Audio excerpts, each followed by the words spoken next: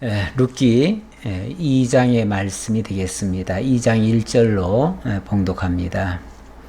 나오미의 남편 엘리멜렉의 친족으로 유력한 자가 있으니 그의 이름은 보아스더라. 모압 여인 룻이 나오미에게 이르되 원하건대 내가 밭으로 가서 내가 누구에게 은혜를 입으면 그를 따라서 이삭을 주겠나이다 하니 나오미가 그에게 이르되 내 따라 갈지어다 하매 룻이 가서 베는 자를 따라서 밭에서 이삭을 줍는데 우연히 엘리멜렉의 친족 보아스에게 속한 밭에 이르렀더라. 아멘. 우선 3절까지 봉독해 드렸습니다. 나오미의 남편 엘리멜렉의 친족으로 유력한 자가 있었다. 유력한 자. 그의 이름은 보아스더라. 자, 오늘은 2장 첫머리에 룻의 이야기가 시작되는 것이 아니고 보아스라는 사람의 등장을 합니다. 우리가 평소에 말하는 습관 속에 먼저 결론을 얘기하는 경우가 있지요. 어떤 사람은 뭐 서론만 길게 하고 도대체 무슨 얘기 하려고 하는지 본론이 안 들어가고 결론을 빨리 안 내주니까 이야기는 많이 했는데 무슨 얘기인지를 잘 모르는 경우가 있어요.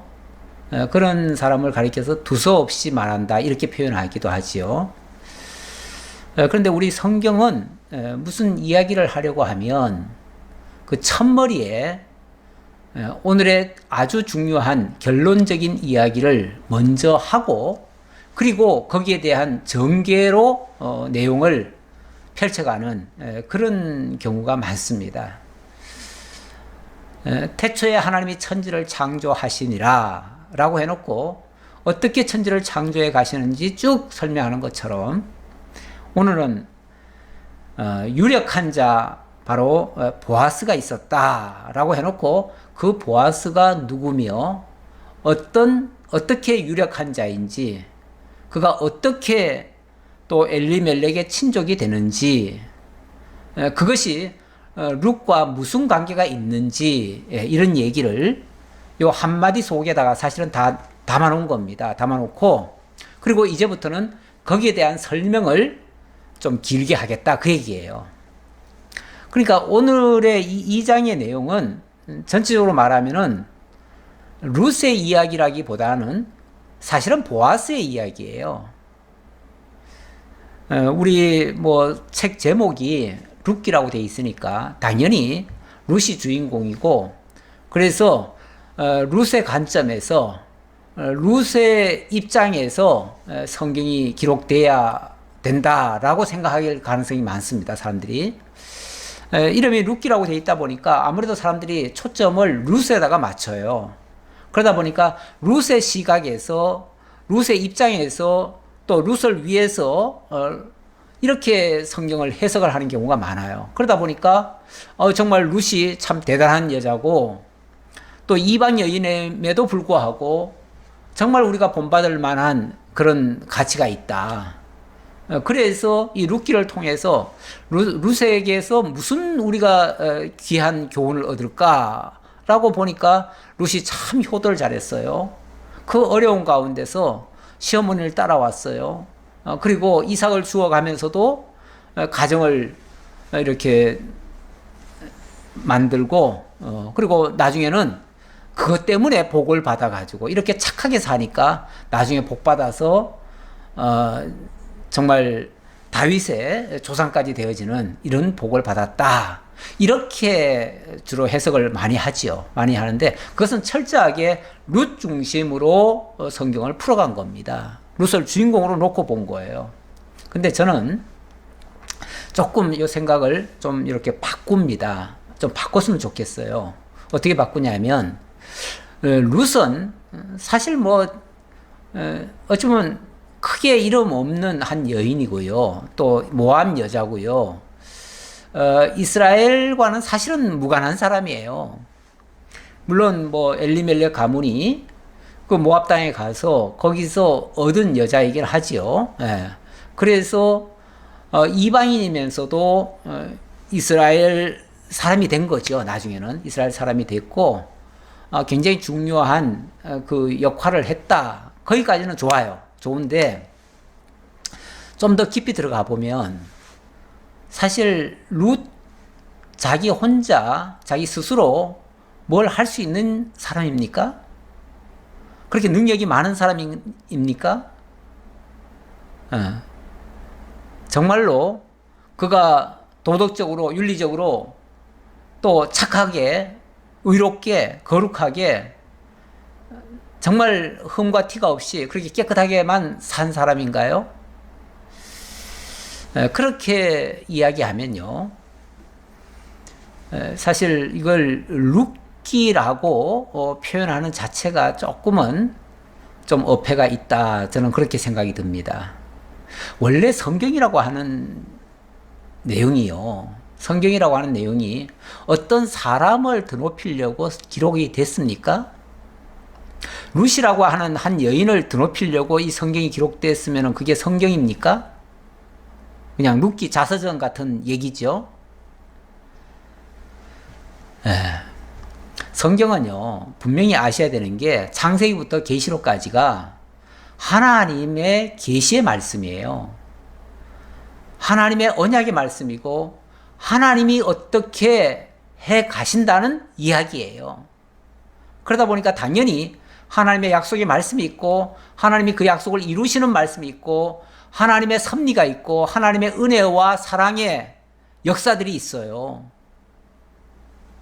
그리고 표면적으로 어떤 사람이 등장하더라도 그 사람은 하나님의 입장에 서서 또는 하나님의 대리자로서, 뭐 대리자까지는 좀 아니고요, 대리자라는 표현보다는 하나님을 예표하거나 하나님이 보내실 자 예수 그리스도의 예표적 인물로서 등장을 해야 맞지요. 그렇지 않겠어요? 결국은 그가 하는 일들이 하나님의 역사를 드러내고 하나님의 영광을 나타내는 그런 데다 초점이 맞춰져야 되지 않겠어요? 그렇다면 그 역할을 하는 사람이 누구인가? 룻인가? 저는 룻이라고 보여지질 않아요. 물론 룻이 많이 등장을 합니다. 등장을 하지만 룻은 어디까지나 피동적인 존재예요. 능동적이지 않아요. 자기가 뭔가를 스스로 할 수 있는 존재가 아니에요. 한마디로 능력자가 아니에요. 보아스라고 하는 사람이 없으면요, 룻은 없는 거예요. 보아스가 기업 물어주지 않으면 룻은 아무것도 아닌 거예요.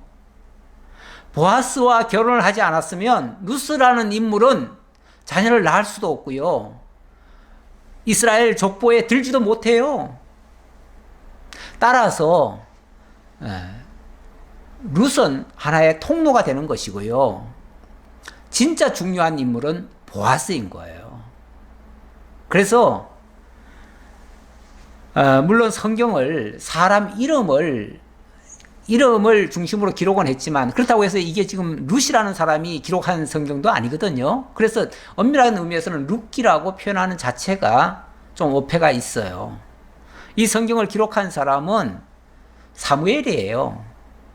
사무엘이 기록했으면 사무엘기라고 해야 되지 않나요, 원칙은? 근데 왜 룻기라고 하죠? 그거는 사무엘이 룻기라고 표현한 게 아니고요, 후대 학자들이 이 성경을 읽다 보니까 룻이라는 사람이 꼭 주인공 같아요. 많이 등장하니까. 그래서 룻기라고 이름을 그렇게 지었을 뿐이에요. 이 이름은요, 원래 저자들이 쓴 게 아니고요, 그 후대의 학자들이 기록을 한 거예요. 그렇기 때문에 그거는 어떤 면에서 그 학자들의 신학적 그 생각이 첨언이 된 거예요. 첨부가 된 거예요. 그래서 저는 이걸 하나님 시각에서 보면 이거는 룻기가 아니라 룻을 통한 하나님의 역사서, 뭐 이렇게도 말할 수는 있겠죠. 아니면은 더 직접적으로는 하나님이 보아스를 통해서 이 모든 구원의 역사, 기업 무르는 역사, 하나님의 은혜 베푸는 역사, 하나님의 자비와 긍휼을 베푸는 모습, 하나님의 사랑을 깨닫게 하는 모습, 그래서 감격하게 하고 하나님께 영광 돌리게 하고 룻이 구원을 받아서 하나님의 백성이 되고 하나님의 자녀들을 낳는, 언약의 자손을 낳는 그런 역사적인 인물이 되는 거예요. 그런 면에서 룻이 그렇게 쓰임받은 사람이지 룻 자체가 사실은 주인공이라고 할 수는 없다, 그런 얘기예요. 그래서 저는 오히려 룻보다는 보아스를 더 주의 깊게 보셔야 된다. 그래서 제가 강론을 하더라도 룻에다가 너무 초점을 맞추지 마시고 보아스에다가 좀 초점을 맞춰달라 하고 제가 서두에 이 말씀을 드리는 겁니다. 나오미의 남편 엘리멜렉의 친족으로 유력한 자가 있으니, 일단 엘리멜렉의 친족이라고 말했습니다. 친족이라고 표현한 이유는요, 이유보다도 그 말씀의 아주 중요한 의미는 이 사람이 기업 물을 자 중에 한 사람이라는 걸 지금 강조하는 말입니다. 기업 물은다는 말, 제가 지난번에 고엘이라고 표현했지요. 고엘이라고 하는 것은 값을 지불한다, 대속한다, 구원한다, 이런 의미가 있다고 했잖아요. 그러니까 표면적으로는 단순히 기업을 물어주는, 기업 대가를 지불해주는 사람이죠. 해주는 사람인데, 사실 그 기업 물으는 자는요, 엄밀한 의미에서 자기를 희생하는 사람이에요. 그 기업 물은다고 해가지고 자기가 무슨 보상받는 게 있는 게 아니에요. 기업 물으면 손해봐요. 오죽하면은 나중에 아무개시가 나오잖아요. 그 아무개시가 원래는 이 보아스보다 먼저 기업 물어야 될 사람이에요. 그런데 그 사람은 뭐라고 그러냐면, 아니, 나는 안 물으겠다고. 내가 물으면은 내가 손해날까봐 나는 포기하겠다고. 그래가지고 그 사람은 자기가 기업 물어야 될 순번임에도 불구하고 포기를 해요. 그래서 그 다음 차례가 이 보아스가 되기 때문에, 그래서 보아스에게로 기업 물으는 역할이 넘어와요. 그래서 그 사람은 나중에 부끄러움을 당하는, 신발을 벗은 자가 되어버리죠. 그건 원래 기업 물을, 자기 책무를 감당하지 않으면은 신발을 벗은 자가 돼요. 모욕을 당하죠. 신배틈도 당하고 그렇게 돼요. 이스라엘 민족으로부터. 그만큼 기업 물으는 게 굉장히 중요한데, 이스라엘 역사에 있어서는 기업 물은다는 것은 굉장히 중요한 일인데, 그 역할을 안 한다는 것은 하나님의 사실은 진노를 받을 일이에요. 그런데 이 사람이 바로 그 기업 물을 자라고 하는 굉장히 중요한 일이죠. 나중에 예수 그리스도가 당신의 택한 백성들을 구원하시기 위해서 대속의 사역을 하십니다. 그야말로 일방적인 희생을 하시죠. 그걸 통해서 하나님의 사랑을 증거하고 하나님의 역사를 나타내는데, 어찌 보면 그런 예표적인 인물로 이 보아스가 등장을 하게 되어집니다. 그래서 우리는 룻기라는 성경을 통해서 보아스를 보아야 되고, 그 보아스 이면에서 역사하시는 하나님을 발견해야 된다라는 말씀을 드립니다. 자, 그리고 두 번째는 유력한 자라고 되어 있는데요. 유력한 자. 이 유력하다는 말은요, 단순히 뭐 부자다. 옛날에는 시골에서 뭐 밭대기 많이 가지고 있고 논 많이 가지고 있고 재산 많이 가지고 있으면 그 사람을 유력한 자다, 이렇게도 표현을 했는데, 단순히 재산이 많아서가 아니라요, 모든 사람들로부터 존경의 대상이라는 거예요. 한마디로 말해서 모든 사람이 우러러 볼 만한 사람이라는 거예요. 사실 이 세상에서는요, 재산이 많다는 것은 곧 존경의 대상이다, 이렇게 이꼬르그로 볼 수는 없어요. 오늘날은 오히려 재산이 많은 사람이 사람들로부터 지탄을 받는 경우도 참 많아요. 왜 그러냐면 재산이 많아지기까지 남에게 많이 베풀어야 존경을 받는데, 사실 뭐 남에게 다 베풀고 뭐 자선하고 뭐 희생하고 자기를 다 내어주고 이렇게 하면 존경은 받겠지만 그런 사람이 부요하게 될 리는 만무하잖아요. 다 퍼져버리니까, 다 돌려버리니까 뭐가 남겠어요. 그러니까 그런 사람이 부요하기는 쉽지 않아요. 그런데 이 두 마리 토끼를 다 잡을 수 있는, 다시 말하면 베풀기도 하면서 부요하기도 하면서 모든 일을 감당할 만한 능력도 되면서 이런 사람이 바로 유력한 자인데, 이런 사람이 되기는 쉽지 않아요. 그런데 이 사람은 부요하면서도 풍요롭고 남에게 여유 있고 많은 사람을 돌보고 많은 사람을 위해서 희생도 하고 아까 그랬잖아요. 고엘이라고 하는 기업 무르는 일까지도 기꺼이 자기가 다 수행하는 그런 사람이에요. 그래서 유력하다라고 말했고요. 이 사람은 이미 모든 사람들로부터 공증을 받은 그런 유력한 자입니다. 그 사람의 이름이 바로 보아스입니다. 모압 여인 룻이 나오미에게 이르되 원하건대 내가 밭으로 가서 내가 누구에게 은혜를 입으면 그를 따라서 이삭을 주겠나이다 하니 나오미가 그에게 이르되 내 따라 갈지어다 하매 이제 룻이 드디어 이스라엘 땅에서의 생활을 시작합니다. 모압 땅에서 올 때는요, 어찌 보면 남편의 고향 쪽으로 간다는 그 기대감 절반, 또 뭔가 새로운 미지의 땅에 대한 설렘, 이런 것에 대한 것도 있었겠죠. 호기심도 있었을 테고요. 그런데요, 우리가 뭔가 이상을 꿈꾸는 거는 참 그래도 아름답습니다. 아름다운데 막상 현실에 부딪혀 보면요, 이거는 정말 힘듭니다. 현실은 항상 어려워요. 항상 이상대로 현실이 주어지면 얼마나 좋겠어요. 그렇게 안 돼요. 그래서 그 아주 청운의 꿈을 꾸고 이렇게 무슨 일을 시작을 하지만 막상 현실에 딱 부딪혀 보면 너무너무 힘들어요.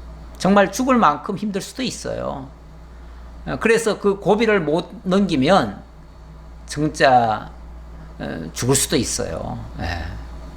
어쨌든 이런 결심을 했고 결단을 했으면 죽기까지, 죽어서는 안 되고요, 죽을 각오로 일을 해야지요.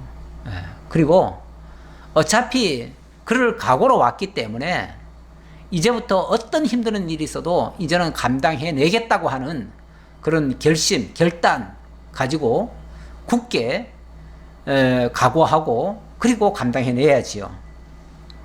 바로 이 모압 여인 룻이 그런 결심을 가지고 이제 유대 땅에서 처음으로 일을 하기 시작합니다. 첫 일이 뭐냐면 이삭 줍기입니다. 이삭 줍는 일. 사실 뭐 이스라엘 땅에서 옛날에 뭐 공업도 없고 농업밖에 없는 시절에 자기 기업도 없고요, 자기 아무것도 없잖아요. 자기 재산도 없고 땅도 없고 아무것도 없어요. 다 잃었어요. 그런 상태에서 유일하게 여자가 할 수 있는 일은요, 남의 밭에 가서 이삭 줍는 일이에요. 그나마 감사한 것은 우리 하나님께서 율법에다가 추수 때에는 추수하다가 이삭이 떨어지면 줍지 말라고 율법에다가 기록을 해놨어요. 그래가지고 고아나 가부나 객들, 그러니까 이삭 줍는 거는 아무나 주면 안 돼요. 자기 재산이 있는 사람이 이삭 주러 오면 안 돼요. 자기 재산도 없고요, 고아나 과부나 객은요, 그야말로 도움을 받지 않으면 살 수 없는 사람들이에요. 그런 사람들에 한해서 이삭을 줍도록 허락을 합니다. 근데 이삭이라고 하는 게 뭐 많이 나오는 게 아니잖아요. 그래서 이삭 주어가지고 정말 넉넉하게 산다는 거는 어렵습니다. 그러나 최소한 그래도 굶지는 않을 정도로 주어서 살게 되는 거죠. 때마침 지금이 추수기예요. 추수기에 온 것만 해도 사실은 얼마나 감사합니까? 만약에 춘공기 같은 때, 이렇게 추수와 거리가 먼 때에 만약에 돌아왔다고 하면요, 진짜 고스란히 손가락만 빨고 있어야 될 정도로 정말 굶어 죽어야 될 판입니다. 그런데 그래도 우리 하나님께서 은혜 중에 나오미와 룻을 이 추수기에 돌아오게 했습니다. 그리고 마침 볼이 벨 때에 돌아와서 그래도 이삭이라도 죽을 수 있다고 하는 게 얼마나 큰 감사인지 모르겠어요. 자, 어쨌든 이제 큰 결심을 하고 룻이 이제 이삭을 죽으러 나갑니다. 그래서 시어머니한테 내가 오늘은 이삭 죽으러 나가겠습니다. 이삭을 줍는데 누군가로부터 하나님이 여기 은혜라는 표현이 나옵니다. 내가 누구에게 은혜를 입으면 그를 따라서 이삭을 죽겠나이다. 이렇게 말을 하는데 이 은혜라는 말, 히브리어로 헤세드라고 하는데요. 이 헤세드라는 단어는 원래 그냥 일반적인 우리 인간들끼리의 은혜 이 정도로 표현을 할 때 잘 안 씁니다. 잘 안 쓰고 하나님이 언약하신 그 언약의 은혜, 언약적 은혜라고 얘기를 하죠. 언약에 의해서 이루어지는 일들, 그거를 은혜라고 얘기를 합니다. 그러니까 사실은 하나님께로부터 오는 은혜예요, 그게. 그런데 하나님이 그저 하늘에서 은혜를 툭 떨궈주는 게 아니고 어떤 사람을 통해서 주시는 거죠. 그러니까 그 하나님의 은혜지만 그 하나님의 은혜가 사람을 통해서 공급이 되어지는 거예요. 그래서 내가 어떤 사람에게 정말 말할 수 없는 감사한 일을 받았으면 그게 바로 하나님께로부터 주어지는 은혜예요. 하나님이 내게 주실 복을 그 사람을 통해서 나를 주시는 거예요. 그러니까 그 사람에게도 물론 감사해야 되고요. 하나님의 은혜라고 깨달아야 맞는 거예요. 그게 그렇게 해야 되는 거예요. 그래서 이 표현도 내가 누구에게 은혜를 입으면 하는 말은 하나님이 누구를 통해서 내게 은혜를 주신다면 나는 그 은혜를 받아가지고 오늘 이제 수확을 해서 오겠습니다. 이렇게 지금 표현하는 거죠. 그랬더니 좋다. 나오미가 내 딸아 갈지어다. 굉장히 다정한 표현이죠. 내 딸이라고 하는 거는 원래 며느리지만 며느라 이렇게 말하면은 좀 거리감이 있잖아요. 근데 내 딸아 하면은 완전히 이제 동화가 된 거죠. 내 식구로 완전히 한 몸이 돼버린 거죠. 그렇게 해서 내 딸아 갈지어다 하매 룻이 가서 베는 자를 따라 밭에서 이삭을 줍는데 우연히 엘리멜렉의 친족 보아스에게 속한 밭에 이르렀더라. 제가 우연이라는 표현에 제가 좀 방점을 두었습니다. 하나님께서 이 룻을 어디로 보내셨냐면 우연히 이 엘리멜렉의 친족인 보아스의 밭으로 인도를 하셨어요. 룻은 자기 발로 내가 정해서 갔다 하지만은 그러니까 우연이라는 표현을 쓰죠. 우연히 그냥 자기가 오늘은 저기가 괜찮을 것 같다라는 생각에 그냥 갔을 뿐인데 그곳이 하필이면은 바로 친족 보아스의 밭이었다 그 말이에요. 그리고 거기 마침 보아스가 베들레헴에서부터 와서 베는 자들에게 이르되 이렇게 표현합니다. 마침. 제가 아까 좀 전에는 우연이라는 말을 썼고 이번에는 마침에다가 제가 좀 강조를 했잖아요. 우연히와 마침이라고 하는 거는 마침이란 말은 때마침이란 얘기거든요. 그때 정확히 맞춰서 그 말이잖아요. 그런데 우연이라고 하는 거는 어쩌다가 걸린 것 같잖아요. 근데 마침이라고 하는 건요. 이건 맞춤이잖아, 맞춤. 그러니까 이거는 정확한 타이밍에 라는 뜻이고 이거는 정말 어쩌다가 라는 뜻인데 이게 상충되는 말 같은데 사실은 이게 우연히와 마침은 하나님의 섭리에서는 우리가 좀 알고 모르고 그 차이뿐이지 사실은 같은 표현인데 사람이 느끼기에는 우연히로 느끼기도 하고 때마침으로 느끼기도 해요. 그러니까 세상에 우연은 없습니다. 그리고 마침이라고 하는 것도 뭐 사람이 거기에 딱 맞춘 게 아니고 하나님이 정확히 맞게 하신 건데 결국 이 모든 것은 하나님의 그 뜻에 의해서 사람을 만나기도 하고 일이 역사가 이루어지기도 하고, 그래서 무슨 일이 우리들 주변에서 일어나면 그 일은 우연히 일어난 것 같지만 사실은 하나님의 때마침의 역사예요. 그렇게 이해를 하셔야 되고, 그랬을 때에 우리의 해석이 그 사람이 우리의 상대가 아니라 바로 하나님이 그 사람을 통해서 내게 역사한다라고 지금 믿어지기 때문에, 그래서 하나님 앞에서의 내가 세워지는 거죠. 이런 사실을 정확하게 우리가 이해를 하면서 자, 성경도 보시기 바랍니다. 자, 마침 보아스가 베들레헴에서부터 와서 베는 자들에게 이르되 여호와께서 너희와 함께 하시기를 원하노라 하니 그들이 대답하되 여호와께서 당신에게 복 주시기를 원하나이다 하니라. 주인과 일꾼들 간에 서로 주고받는 대화, 서로 축복하는 내용, 참 아름다운 모습입니다. 원래 그 주인과 일꾼들은요, 왠지 모르게 이 거리감이 있어요. 하나는 기득권자고요, 하나는 뭔가 이끌려 다니는 사람 같아요. 그러다 보니까 한쪽은 갑질을 할 수도 있고요, 또 한쪽은 늘 비굴하게 정말 눈치 봐야 되고, 때로는 그래서 감정이 솟아 올라와 가지고 반항하기도 하고요. 그래서 일종의 요즘 말로 하면은 노사 갈등, 이런 것들이 많이 일어나잖아요. 이거는 주인에게 대한 때로는 적대감을 가져요.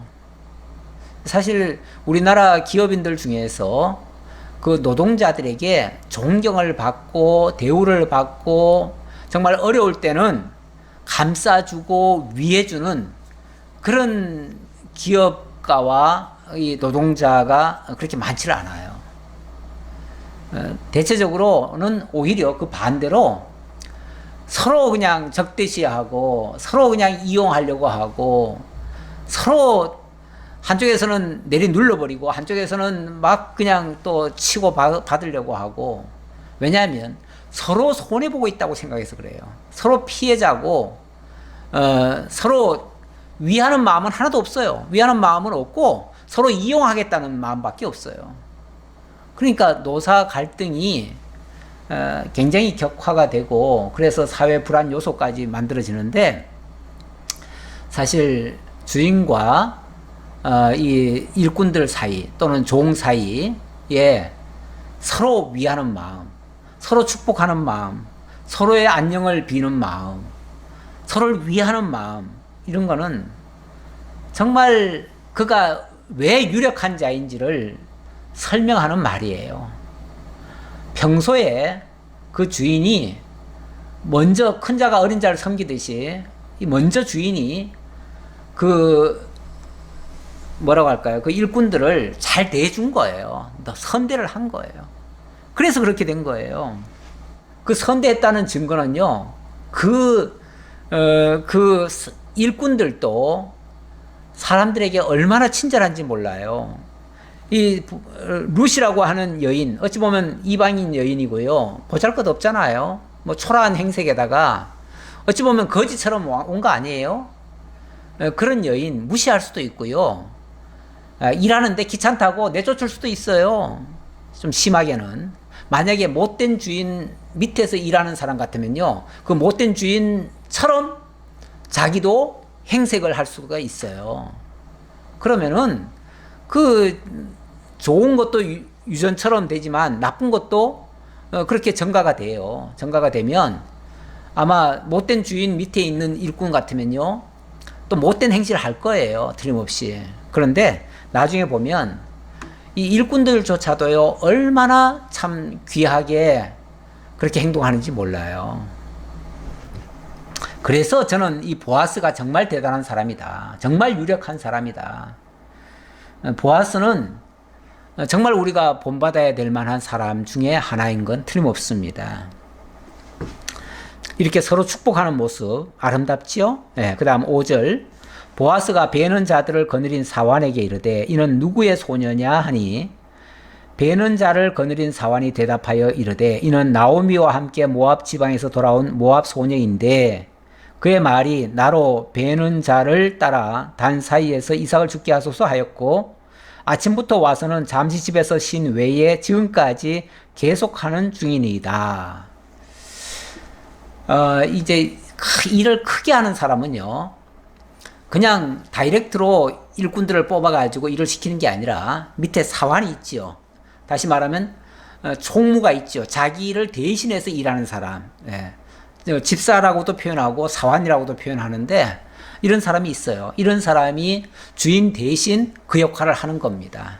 근데 그 사람이 뭐라고 보고를 하냐면 저 여자가 누구냐라고 물어보니까 여기 소녀라고 표현됐는데 이 룻이 굉장히 젊은 여자였던 것 같아요. 그러니까 요즘 우리 식으로 말하면 저 아가씨는 누구냐 이렇게 표현한 거죠.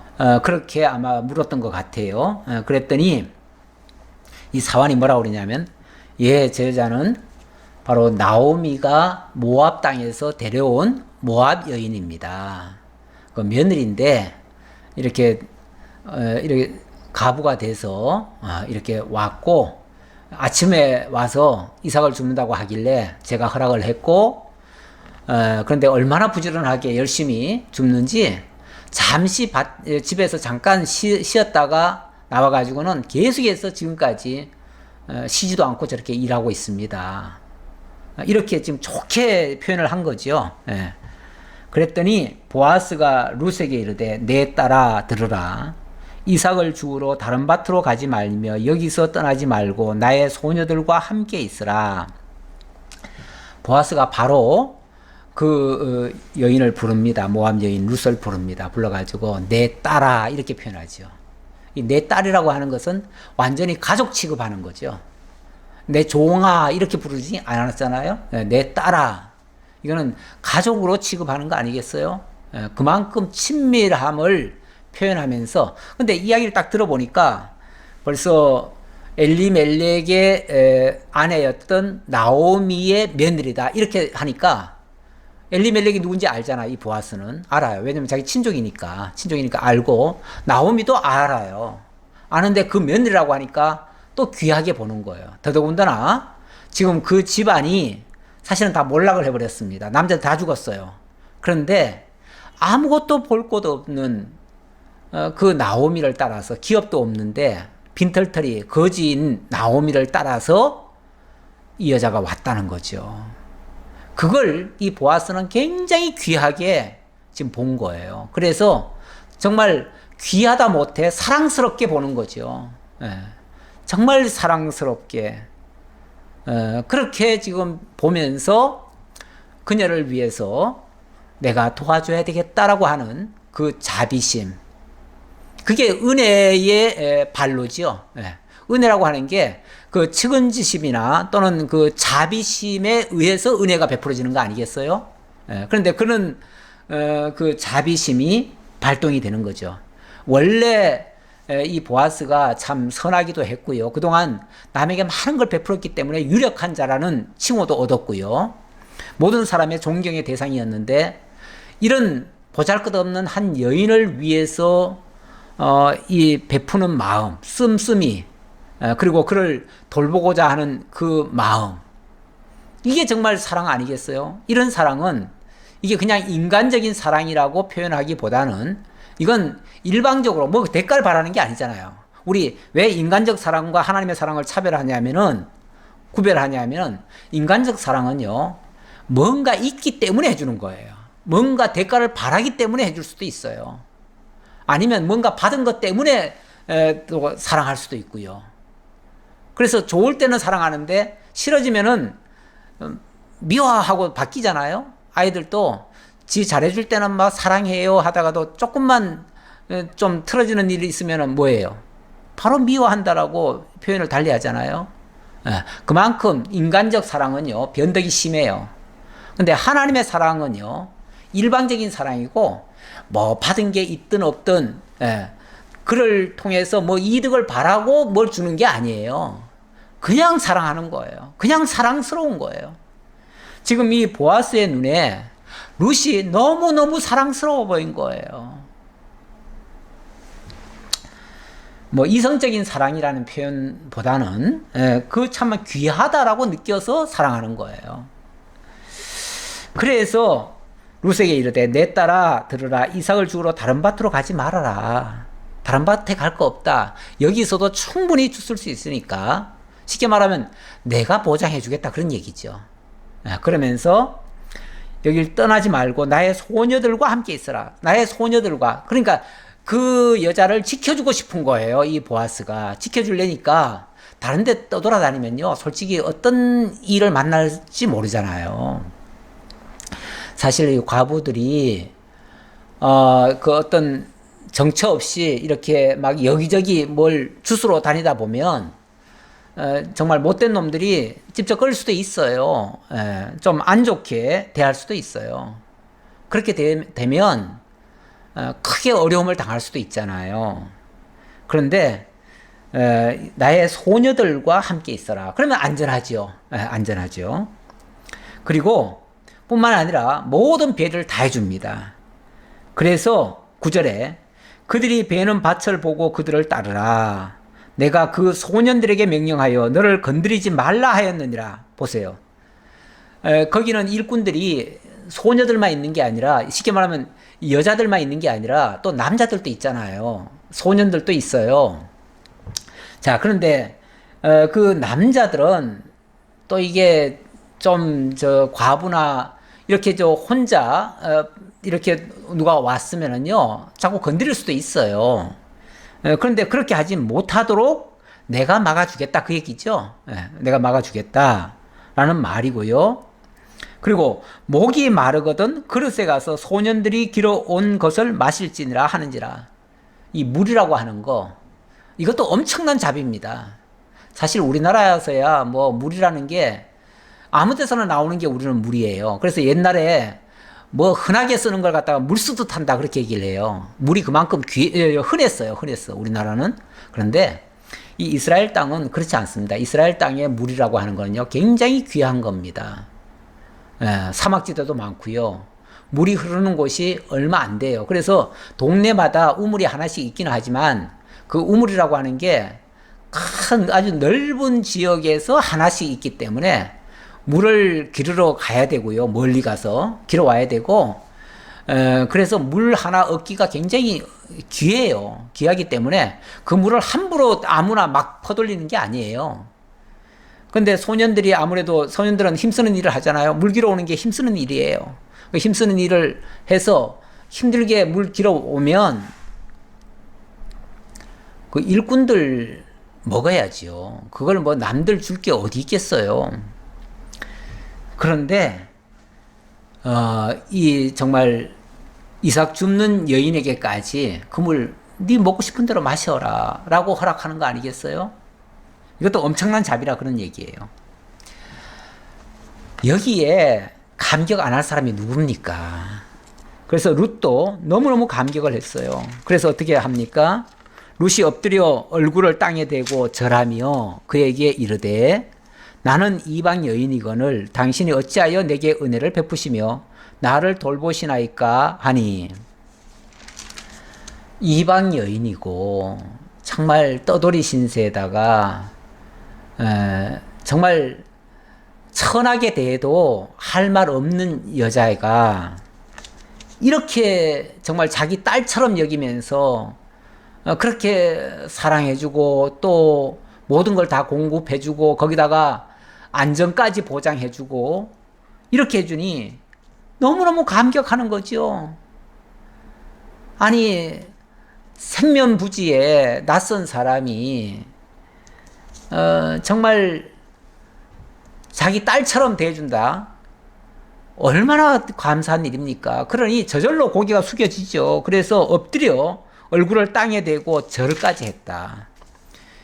마치 뭐 경배하듯이 이렇게 했죠. 원래 뭐 이스라엘 사람들에게는 사람들에게 그렇게 절하고 함부로 그렇게 하지는 않지요. 그런데 너무 감격하니까 또 이방인이고 하니까 아마 이런 생각을 한 것 같아요. 어쨌든 너무 감격을 했다는 표현이에요, 그게.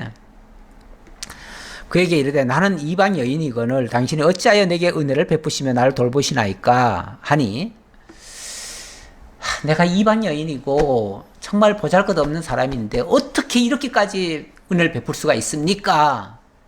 이게 정상적이지는 않지요. 정상적이라기보다도 일반적이지는 않죠. 이게 일반적이지는 않아요. 그러니까 너무 뜻밖의 호의에 너무 감격을 해서 그렇게 표현을 했더니 보아스가 그에게 대답하여 이르되 네 남편이 죽은 후로 네가 시어머니에게 행한 모든 것과 네 부모와 고국을 떠나 전에 알지 못하던 백성에게로 온 일이 내게 분명히 알려졌느니라.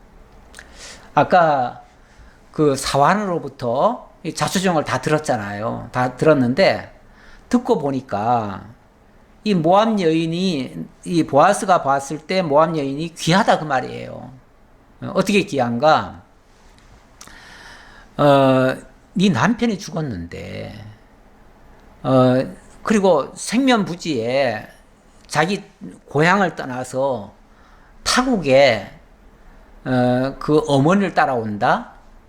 쉽지 않은 일이에요. 무슨 자식이 있는 것도 아니고요. 얼마든지 새로 시집갈 수도 있는데 이런저런 좋은 조건 다 버리고 그리고 오로지 어머니를 따라서 어머니의 하나님이 나의 하나님이라고 하면서 그 어머니가 섬기는 하나님을 나도 섬기겠다고 하면서 왔단 말이에요. 이게 보아스가 들었을 때는 너무 귀하게 보인 거예요. 그러니까 그의 어떤 외모라든지 그의 어떤 외적 조건을 본 게 아니고 그의 그 진실한 마음, 중심, 정말 하나님을 섬기겠다고 하는 그 마음 중심, 그걸 본 거예요. 그걸 보고 그걸 내가 알게 됐다. 그러니 나도 그렇게 정말 하나님의 은혜를 받기를 원하고 하나님의 보호의 날개 아래 거하기를 원하는데 당연히 그 사랑을 보여줘야 되고 그 은혜를 베풀어야 되지 않겠느냐 그 말이죠.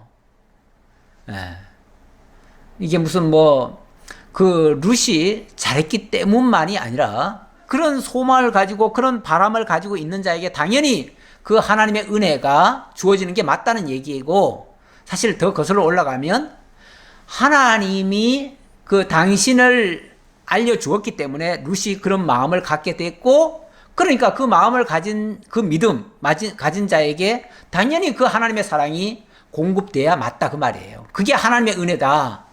그게 하나님이 자기 백성을 향해서 언약하신 은혜다. 그런 얘기예요. 축복하기를 여호와께서 네가 행한 일에 보답하시기를 원하며 이스라엘의 하나님 여호와께서 그의 날개 아래에 보호를 받으러 온 내게 온전한 상 주시기를 원하노라 하는지라. 온전한 상이라고 하는 것은 우리 성경에 왜 그 노아라든지 완전하라 이런 표현 썼잖아요. 완전한 것. 이게 이제 하나님의 의예요. 하나님의 의로 말미암아 온전해지는 거예요. 그러니까 온전한 상이라고 하는 것은 하나님 안에서 하나님의 사랑을 받고 하나님의 은혜를 입어서 온전한 사람, 하나님의 의로 덧입는 사람, 그래서 하나님의 백성이 되는 그게 온전한 상이죠.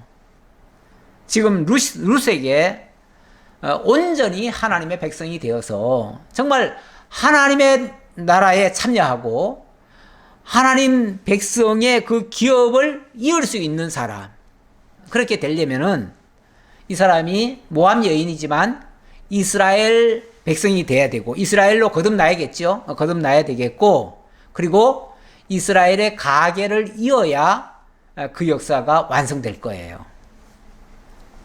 그러니까 이러한 축복이 그냥 축복이 아니라 사사로운 그냥 잘 되기를 바란다 정도의 축복이 아니라 진정으로 하나님의 백성이 되어지고 하나님의 그 계대가 이어지도록 하는 역할이 그녀를 통해서 이루어지기를 바란다라는 그런 축복의 말씀이에요.